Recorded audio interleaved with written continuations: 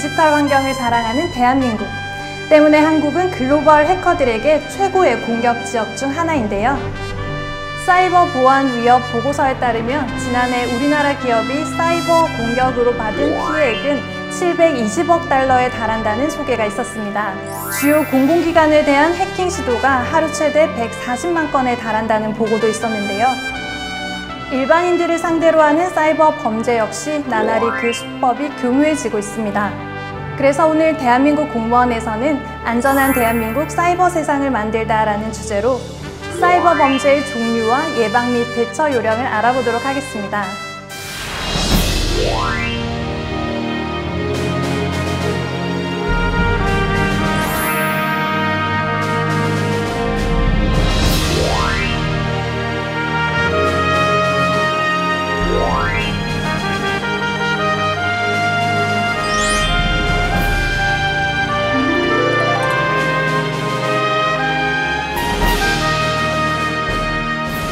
네, 김진환 수사관님과 두 번째 시간 이야기 나눠보겠습니다. 반갑습니다. 네, 반갑습니다. 네, 수사관님, 이번 시간에는 저희가 사이버 범죄와 관련돼서 대처 요령 이런 걸 좀 얘기를 해보려고 하는데, 사실 강의나 교육 굉장히 많이 하시잖아요. 우리 일반 국민분들의 이런 사이버 안전 실태 어떻게 보시나요? 일단 국민들이 그 모바일하고 PC 같은 컴퓨터들을 많이 좀 사용하고 계시는데요. 네. 그 활용을 참 잘하세요. 참 잘하시는데 거기에서 발생하고 있는 이런 그 피해, 범죄, 안전 이런 부분에 대해서는 아까 좀 잘 모르시는 분들이 좀 많으신 것 같아서 제가 오늘 이 시간에 그런 조치 방법이라든가 그 신고 방법, 예방할 수 있는 방법에 대해서 좀 말씀을 드려보겠습니다. 네, 도움이 되는 꿀팁들이 굉장히 많이 나올 것 같은데, 이런 사이버 범죄 이런 부분도 시대나 트렌드에 따라서 굉장히 많이 바뀌고 있을 것 같아요. 어떻게 보시나요? 사실 먼 얘기도 아니죠. 그 사이버 분야가 워낙 급변하게 좀 발전하고 있어서 얼마 전까지만 해도 해킹이라는 자체가 자기 실력 과시를 하기 위해서 단순한 홈페이지를 해킹한다든가 가짜 은행 사이트를 만들어서 개인정보, 금융정보를 수집해서 돈을 인출한다든가 이런 경제적인 목적이었던 반면에 현재는 좀 바뀌었습니다. 그 체제 전복을 위한 사이버 공격이 급증을 하고 있고요. 금융권에서도 그 기반 시설을 마비시킬 수 있는 이런 공격도 많이 지금 발생하고 있고, 이메일이라든가 이런 SNS 같은 걸 통해서 악성 코드들이 대량으로 좀 발생되고 있고, 이런 범죄에 다 노출돼 있는 거죠. 그다음에 그 얼마 전 그 가정집에 IPTV를 해킹을 해서 그 영상을 몰래 그 다운로드 받은 그런 피해자가 지금 검거된 사례가 있는데, 앞으로는 이 IoT 기기라고 하죠. IoT 기기가 다 인터넷과 연결되어 있기 때문에 이런 부분도 다 이제 사이버 범죄의 범위 안에 들어가는 이런 추세라고 보실 수 있습니다. 그다음에 해커의 그 연령들도 상당히 좀 낮아지고 있는 추세예요. 왜 그러면 그 인터넷상에서 과거에는 이 해킹이라는 게 그 고도의 기술이 필요하고 지식이 필요한 이런 일부 사람들이 했던 범죄 행위였던 반면에 지금은 이런 해킹 도구들이 인터넷에 다 공개가 돼 있어요. 그래서 그 연령이 낮은 중고등학생 학생들도 그런 도구들을 쉽게 다운로드 받아서 무시정을 하는 거죠. 이 범죄 행위인지 아닌지 잘 모르는 상태에서도 그런 추세로 좀 점점 바뀌고 있습니다. 범죄인지도 모르고 그걸 하고 있다고 하니까 좀 안타깝긴 한데, 그러면 사이버 범죄 종류가 어떤 게 있을까요? 그 사이버 범죄는 좀 범위가 상당히 넓은데 저희 나름대로 한 3개 카테고리로 좀 나눠봤습니다. 인터넷에 무단으로 침입하는 정보통신망 그 침해 범죄를 먼저 말씀드리고 싶고, 그 다음에 인터넷을 이용한 정보통신망 이용 범죄, 그 다음에 인터넷을 통해서 불법적인 서비스라든가 이런 불법 컨텐츠를 유포시키는 불법 컨텐츠 범죄, 이렇게 3가지 분류로 좀 나눠볼 수 있을 것 같습니다. 그 중에서 먼저 정보통신망 침해 범죄에 대해서 좀 알아보고 싶은데 설명 좀 부탁드리겠습니다. 쉽게 말씀드리면 인터넷을 통해서 그 상대방 PC를 해킹하는 이런 행위를 정보통신망 침해 범죄라고 보시면 될 것 같습니다. 물론 그 타인의 그 컴퓨터에 그 허락 없이 침입하는 것부터 사실은 범죄거든요. 이런 컴퓨터를 침입한 후에 거기에 있는 개인정보라든가 안 그러면 중요 자료 같은 거를 외부로 유출했다면은 이 또한 좀 범죄일 수도 있고요. 그 다음에 거기에 사용되고 있는 이런 악성 코드를 제작해서 유포를 시키면은 이 또한 또 범죄로 좀 볼 수 있습니다. 그리고 일명 그 디도스 공격이라는데요. 특정 사이트 상대로 해서 대량의 그 신호를 보내서 이 사이트를 마비시키는 이런 범죄도 그 정보통신망 침해 범죄의 범위 안에 들어갈 수 있습니다. 그러면 정보통신망 이용 범죄라는 건 또 어떤 개념인가요? 국민들이 흔히 접할 수 있는 게 일단은 인터넷 그 물품 사기 이런 걸 좀 대표적으로 좀 말씀드리고 싶고요. 그다음에 그 사이버 금융 범죄에서 뭐 피싱, 파밍, 뭐 메모리 해킹 이도 이 범위 안에 들어가고요. 그다음에 그 디지털 그 저작물 권리를 침해하는 그 저작권 침해 행위도 그 정보통신망 이용 범죄의 범위 안에 들어갈 수 있을 것 같습니다. 그럼 마지막으로 세 번째 분류였던 불법 컨텐츠 범죄는 어떤 게 있을까요? 일단 불법 컨텐츠라고 생각하시면은 대표적인 게 일반적인 음란물이라고 좀 보시면 될 것 같고요. 음란물 범죄에서 좀 알아두셔야 할 게 뭐냐면은 일반 음란물하고 아동 음란물이 좀 구분이 됩니다. 특히 여기서 중요한 게 아동 음란물 같은 경우는 소지만 해도 이게 처벌이 가능하거든요. 그 다음에 현금을 환전해서 가능한 이런 그 스포츠 토토라든가 보드게임, 뭐 경마 사이트 이런 사이버 도박도 이 범위 안에 들어가고요. 그 다음에 그 공연히 상대방 명예를 훼손하는 이런 게시글 같은 걸 많이 올리지 않습니까? 이것도 명예훼손 모욕 범죄에 포함이 됩니다. 그 다음에 그 공포심이나 불안감을 유발할 수 있게 이런 문자라든가 영상을 지속적으로 상대방에게 보낸다면은 이거는 뭐 사이버 스토킹이라고 보시면 될 것 같고 이 또한 또 범죄에 해당되고 이게 사이버 이용 범죄라고 보시면 될 것 같습니다. 그렇다면 이런 일들을 실제로 국민들이 겪었을 때 어떻게 신고를 하고 처리를 하면 될까요? 일단 그 두 가지 방법이 있는데요. 일단 그 사이버 경찰청 홈페이지에 들어가서 접수를 하시는 방법이 있고, 그다음에 가까운 관할 경찰서 사이버팀에 가서 진정, 고소 고발, 사건 접수를 하시면 됩니다. 일단 그 홈페이지에서 신고를 하셨을 때는 신고만 해서 끝나는 게 아니고요. 어차피 경찰서에 가셔서 진술서를 좀 작성을 하셔야 돼요. 그 다음에 여기서 중요한 게 뭐냐면은 진술서만 작성하는 게 아니고 이 사이버 범죄라는 게 그 증거 수집이 상당히 좀 어렵습니다. 금방 휘발되는 자료들이 많기 때문에 이 신고를 하실 때 이 범죄에 관련된 증거 자료를 직접 수집을 하셔야 하는데 뭐 필요한 화면을 캡처를 하신다든가 안 그러면은 불법적으로 유포되고 있는 뭐 음란물을 가져오신다든가 안 그러면은 뭐 악성 코드 같은 거를 직접 가져오셔서 증거물을 좀 제출을 해 주셔야 하고요. 피해에 관련된 증거를 이제 경찰에 제출을 하셔야 되는 상황이 된다면 증거를 어떤 형태로 해서 어떤 식으로 제출을 하는 게 좋은지 좀 설명을 부탁드려도 될까요?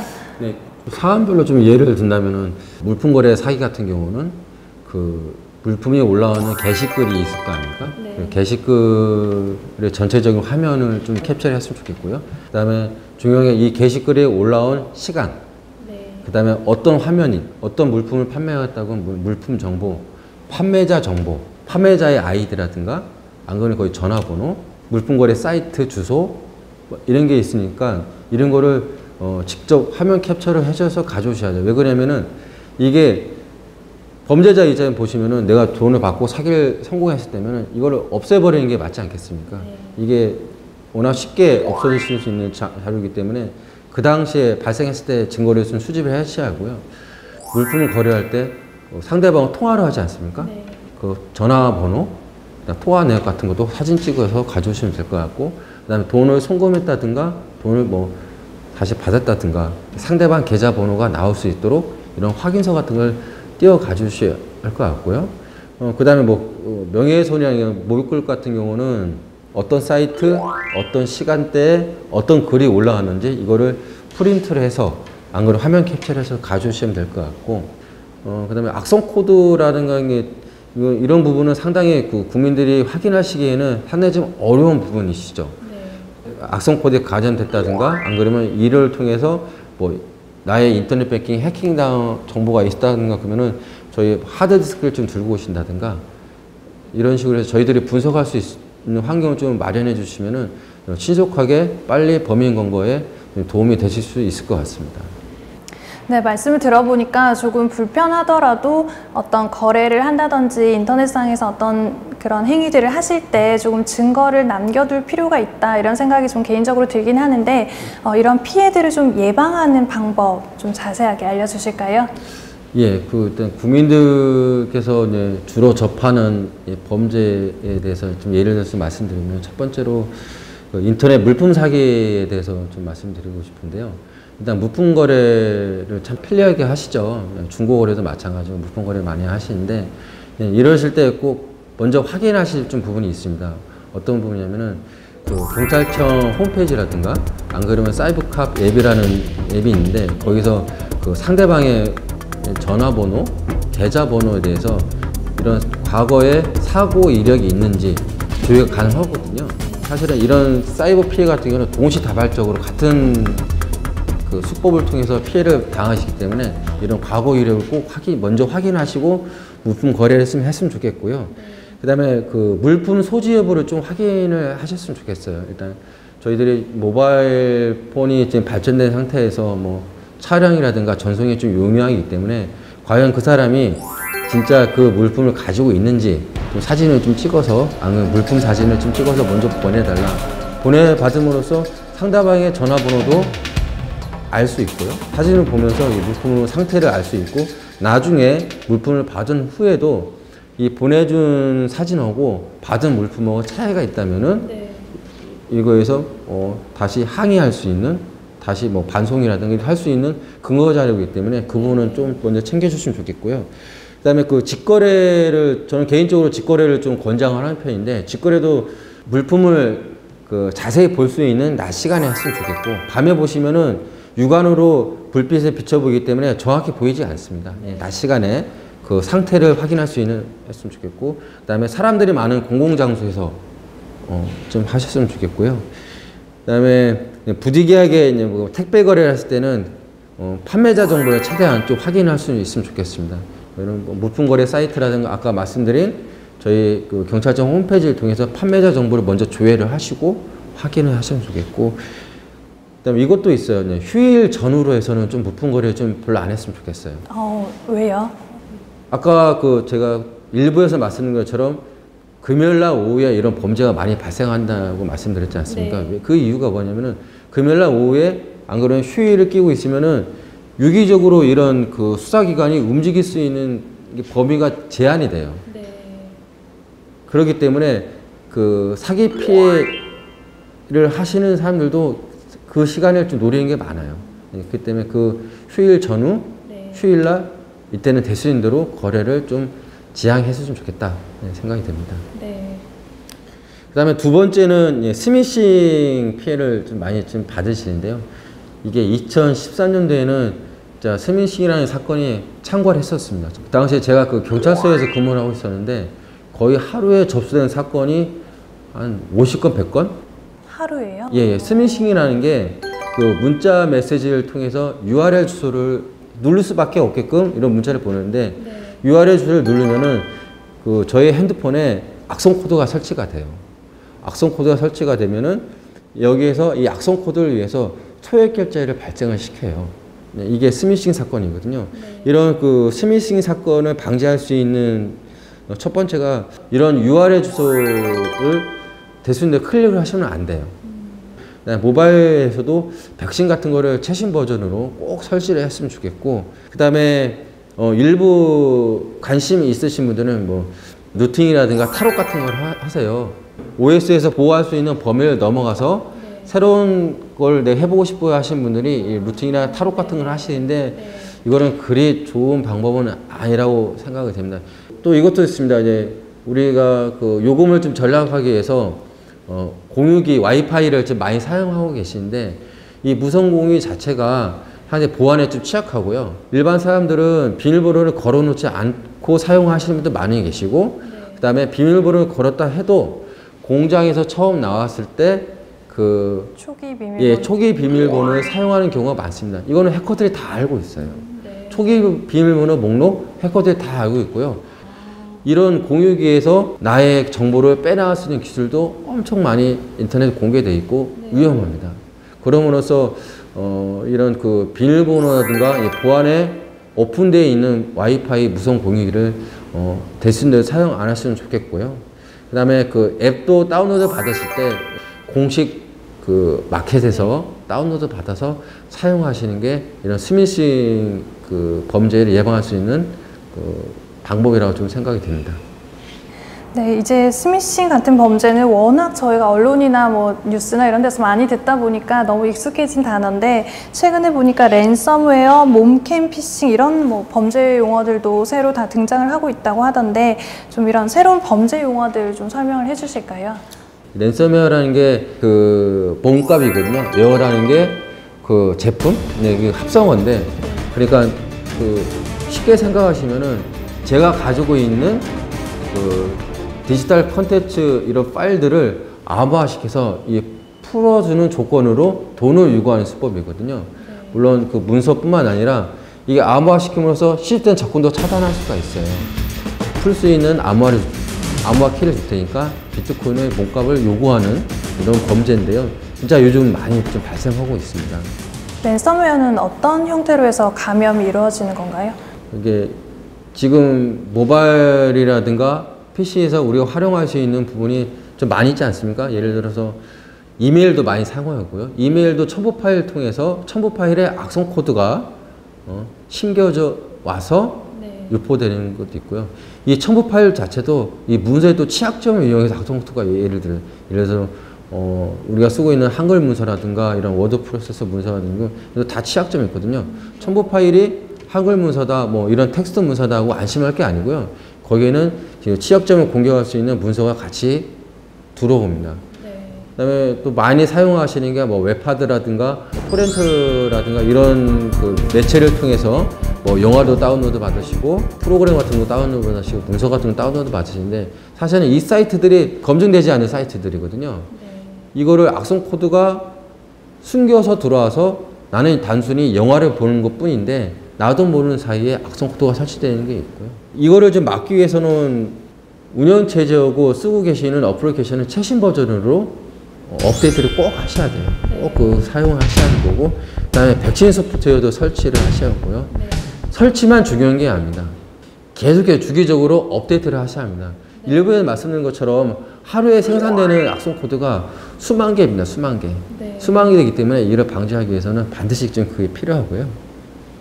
다음에는 몸캠 피싱이라는 게 있습니다. 예를 들면 제가 경찰서에 있을 때 새벽에 당직 근무를 쓰고 있었는데, 어떤 분이 그냥 일반 복장이 아니고 잠옷을 입고 차를 몰고 오셨는데, 자기가 인터넷 그 랜덤 채팅 사이트에서 어떤 한 여성분을 알게 됐고, 채팅하는 과정에서 그 여성분이 이 핸드폰에 그 뭐 화질을 더 좋게 한다든가, 안 그러면 대화 내용을 더 쉽게 할 수 있게끔 위해서 할 수 있는 프로그램이 있다고 보내주셨는데, 이거를 클릭을 하신 거예요.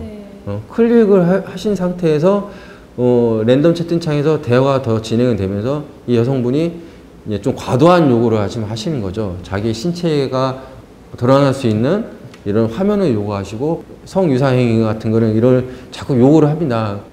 그분은 채팅하는 과정에서 안전하다고 생각하고 그 요구를 좀 받아들여서 행했는데, 사실 아까 그 받은 프로그램 자체가 뭐냐면은 나의 저의 핸드폰에 저장되어 있는 전화번호 목록이 다 그 친구한테 순식간에 다 넘어갑니다. 거기에 전화번호 목록에는 저희 지인들, 친구들, 직장 상사들, 심지어 저희 뭐 여자친구도 있을 수 있고, 이런 분들 전화번호가 다 오는 거예요.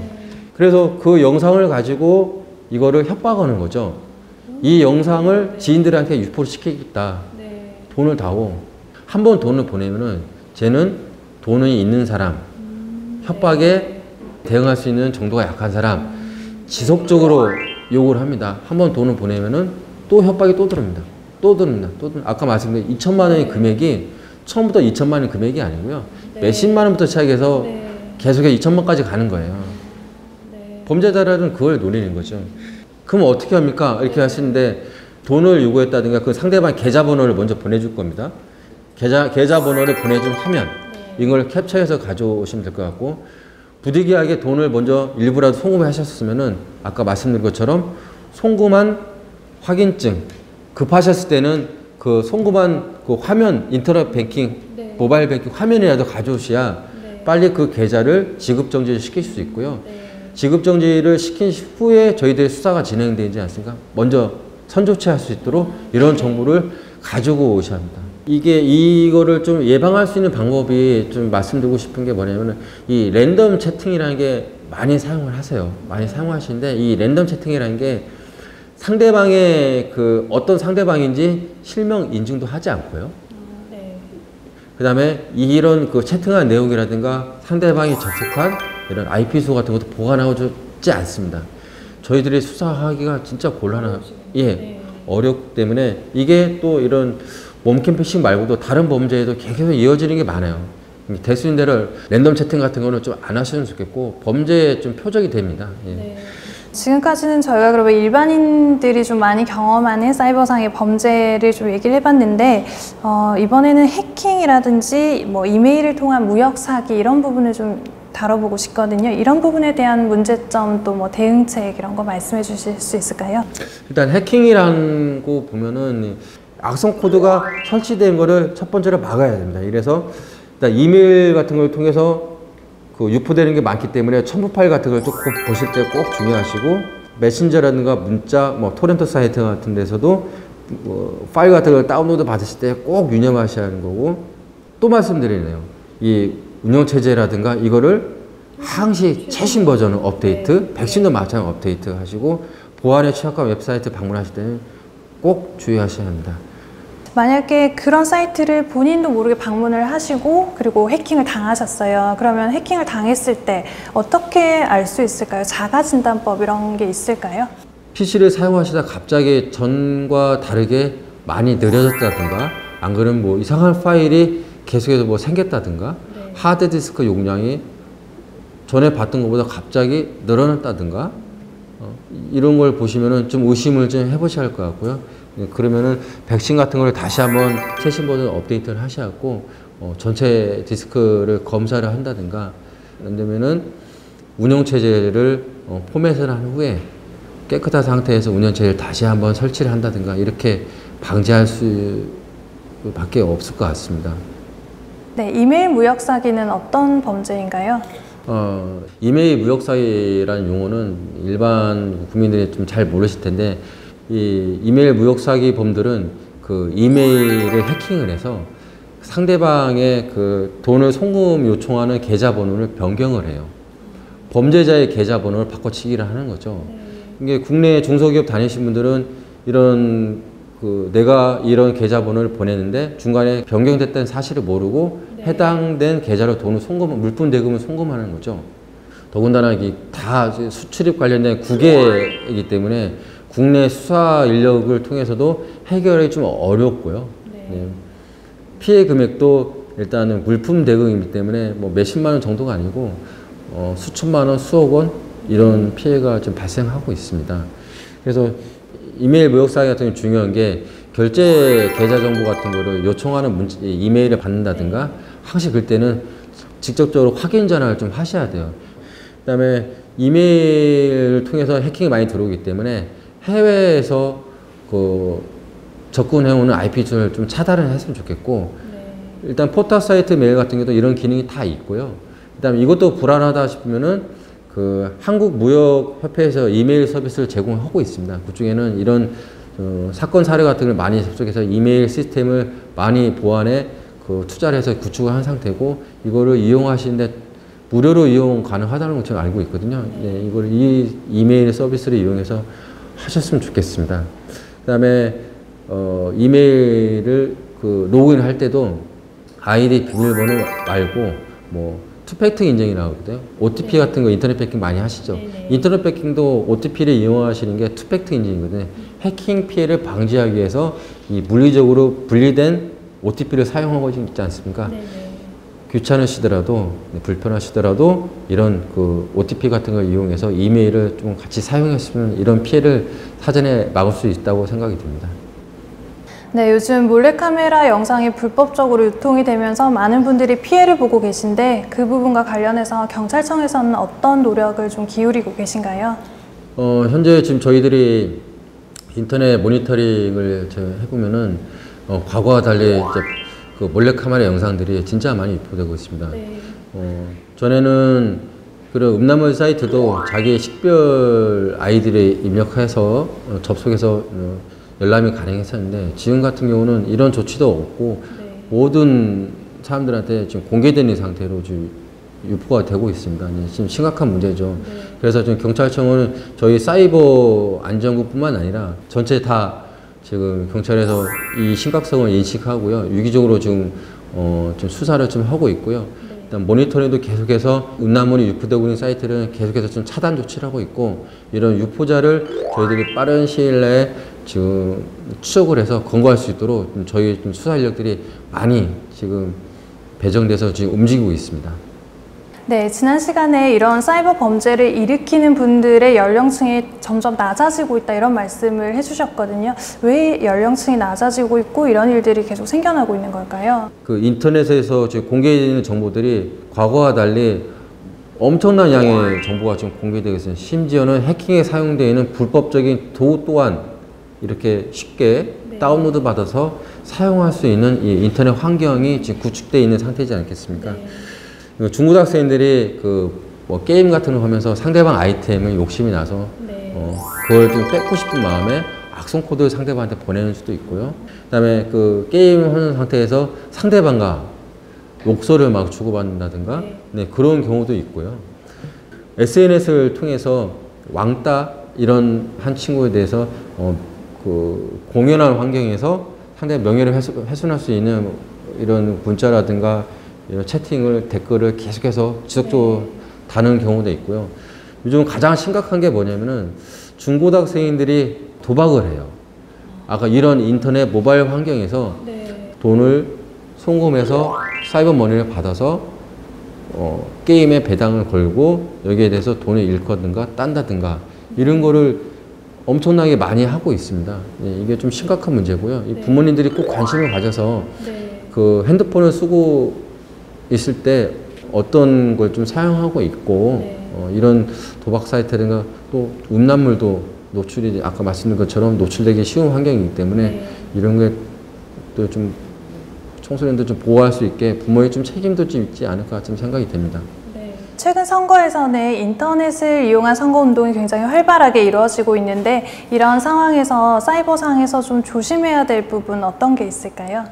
국민들께서는 선거 활동 홍보를 인터넷 사이트라든가 뭐 SNS를 통해서 지금 많이 접하고 있지 않습니까? 이런 그 매체를 통해서 뭐 가짜뉴스도 많이 좀 유포가 되고 있고요.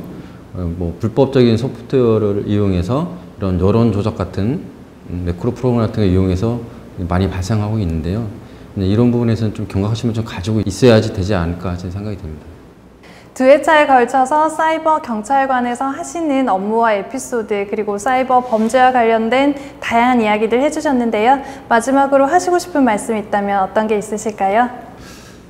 지금 사이버 세상에 지금 날로 지금 범위가 지금 넓어져 있고요. 거기에 지금 범위 내에서도 좀 범죄가 계속해서 좀 발생하고 있지 않습니까? 네, 저희들이 경찰관들이 열심히 추적을 해서 범인을 검거하는 것도 중요하지만은 아까 말씀드린 것처럼 국민님께서 먼저 피해를 예방할 수 있는 이런 조치 방법에 대해서 꼭 좀 실행을 했으면 좋겠고요. 저희 경찰청 입장에서도 그 사이버 범죄가 날로 지금 늘어나고 있기 때문에 인원도 계속해서 지금 새로 채용하고 있는 상태고 조직도 지금 자꾸 커지고 있는 상태입니다. 국민들의 사이버 안전을 위해서 저희 그 사이버 안전국도 열심히 노력을 해서 국민들이 안전한 사이버 세상에서 살 수 있도록 노력을 열심히 하겠습니다. 고맙습니다. 네, 좋은 말씀 감사합니다. 감사합니다. 4차 산업혁명 시대에 접어들면서 사이버 세상에 대한 관심과 보안에 대한 목소리가 높아지고 있는데요. 전쟁터라고 불리는 사이버 세상에서 안전하게 대한민국을 지키고 있는 사이버 경찰관들에게 다시 한번 감사의 마음을 갖게 되는 시간이었습니다. 무엇보다 개개인의 안전에 대한 마음가짐과 보안에 대한 확고한 인식이 필요하다는 것을 다시 한번 느끼게 되는 시간이었는데요. 우리 모두가 안전한 대한민국을 위해 각자의 자리에서 열심히 노력할 것을 약속하면서 오늘 대한민국 공무원 시간은 여기서 마치겠습니다. 함께해 주신 여러분 고맙습니다.